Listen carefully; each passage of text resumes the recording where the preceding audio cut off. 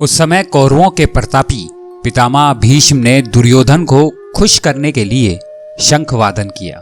श्रीमद् भगवत गीता सार, पहला अध्याय, अर्जुन विषाद योग, 12वां श्लोक, शंख वादन।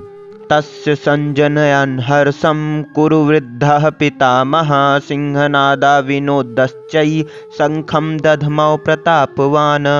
द्रोणाचार्य के साथ दुर्योधन का विद्या का संबंध था, भीष्म के साथ परिवार का संबंध था।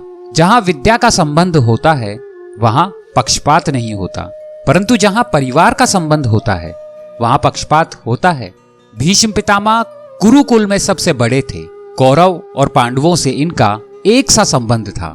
पितामह होने के नाते ये दोनों के ही पूज्य थे। भीष्म ने जब द्रोणाचार्य के पास खड़े दुर्योधन को पांडव सेना को देखकर चिंतित देखा, साथ ही ये भी देखा कि वे अपनी चिंता को दबाकर योद्धाओं का उत्साह बढ़ाने के लिए अपनी सेना की प्रशंसा कर रहे हैं। दुर्योधन के द्वारा कही गई बातों का द्रोणाचार्य ने कोई उत्तर नहीं दिया, परंतु पितामह होने के नाते भीष्म को दुर्योधन की चालाकी में उसका बचपना दिखता था। सब महारथी को मेरी रक्षा करने के लिए अनुरोध कर रहे हैं। पितामह भीष्म द्रोणाचार्य के समान चुप न रहकर परिवार के प्रति अपना प्यार दिखाते हुए दुर्योधन को खुश करने के लिए शंख बजाते हैं।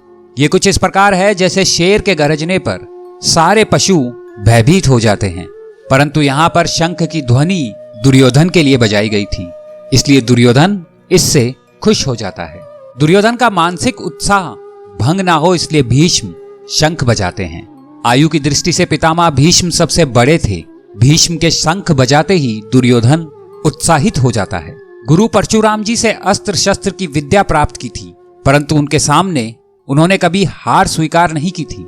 शंख के द्वारा उन्होंने दुर्योधन को बता दिया कि वो युद्ध में उनके साथ हैं।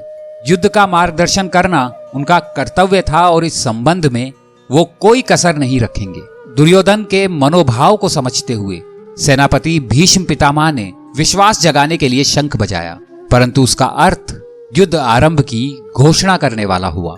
जैसे आज के समय में पहली गोली चलाकर युद्ध प्रारंभ होता है, शंख की इस आवाज के साथ महाभारत का युद्ध प्रारंभ हुआ और यहाँ भी कौरव पहले आक्रमणकारी सिद्ध होते हैं। पितामह भीष्म के द्वारा शंख बजाने का क्या परिणाम हुआ, इसको संजय आगे के श्लोक में कहते हैं।